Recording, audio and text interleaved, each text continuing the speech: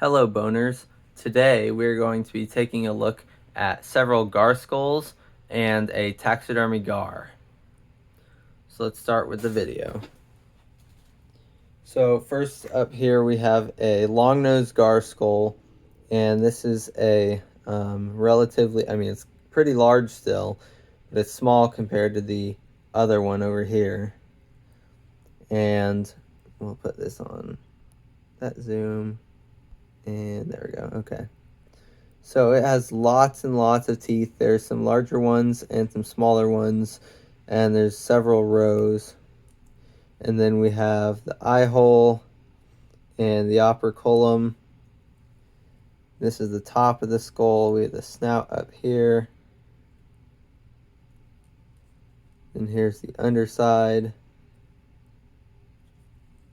and the back and the front and the top. So this one's a long nose gar. Then we have the Florida gar. So this one has a much wider head. So the snout is shorter and much wider as opposed to the longnose gar. It's similar in shape to the spotted gar and kind of similar to the short-nosed gar, but definitely different than the longnose gar. So this one, being like having a wider snout, has more rows of teeth. So this one has tons of them in there. So it has the big ones on the outside, some smaller ones on the outside, and then on the roof of the mouth, and then on the bottom jaw as well, it has tons more teeth. So this one has better grip on its prey than the long-nosed gar because it has more teeth. And it can saw things apart better when it's thrashing its head around. Once again, we have the eye hole and the operculum. Here's the top of the skull. Here's the back of the skull, the underside.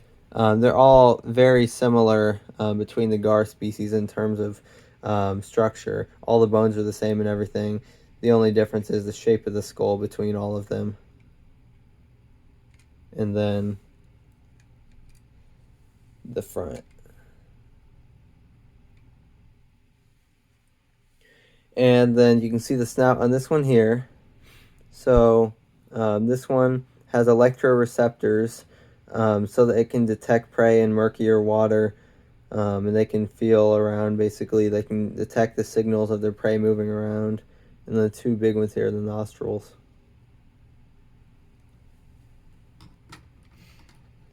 Then we have the big long-nosed gar skull right here. So this one is a lot more massive than this one. So it is a huge size difference here between the two of them. This one came from a 3.5-foot gar, and this one was likely a 5-footer. So that's pretty crazy. Maybe even bigger than 5 foot. Anyway, so you can see the comparison here. Same species, so they have identical structure, just one is larger than the other. Bigger eye holes, bigger teeth, everything, like that. Here's the tops.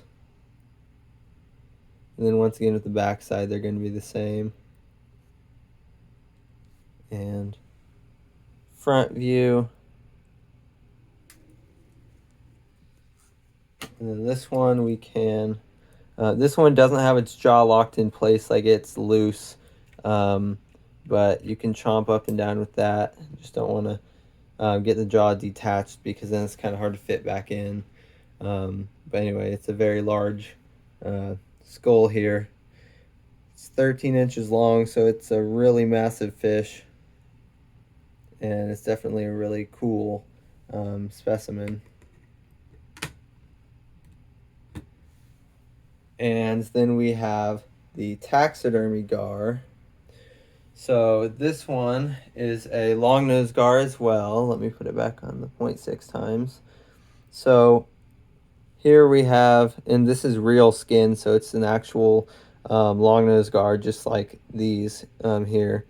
So it has the teeth just like the others, and it has painted uh, scales and stuff so that it appears lifelike like the real ones. It has a kind of metallic-y, greenish gold kind of color up here, then a more white color on the bottom, kind of a fade in between.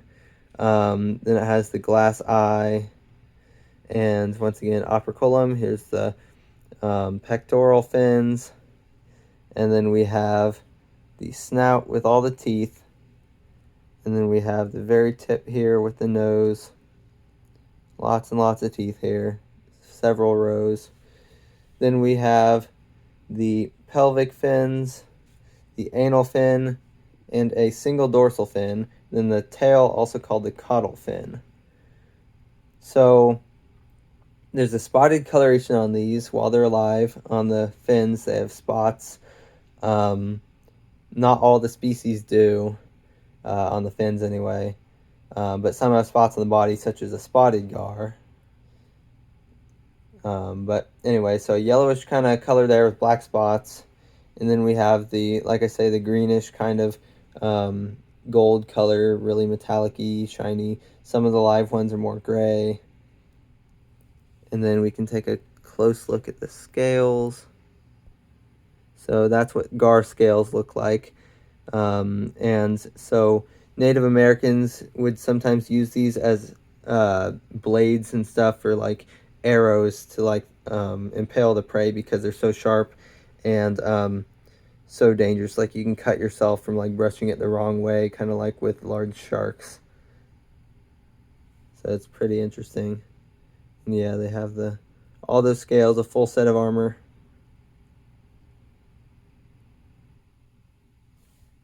And then yeah, all the teeth.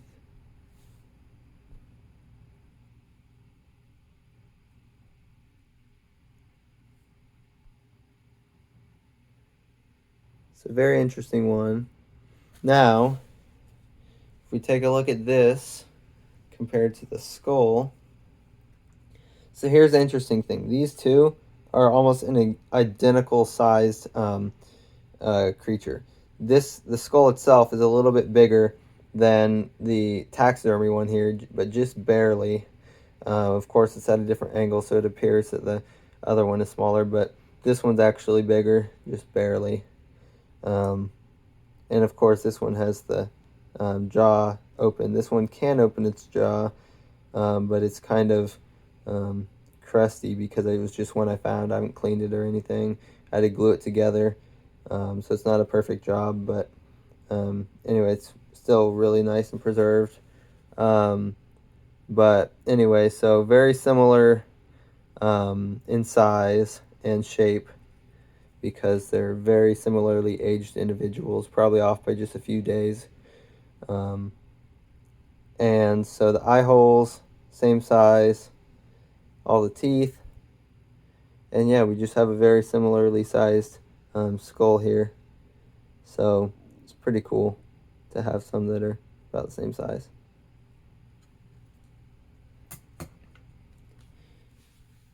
But anyway, pretty cool collection. I still need to collect all the other species of gar. I really want an alligator gar skull because that'd be awesome, and it'd be a little bigger than this one probably. But anyway, it's a cool collection so far. And so I hope you guys enjoyed watching. Don't forget to subscribe, and I'll see you next time.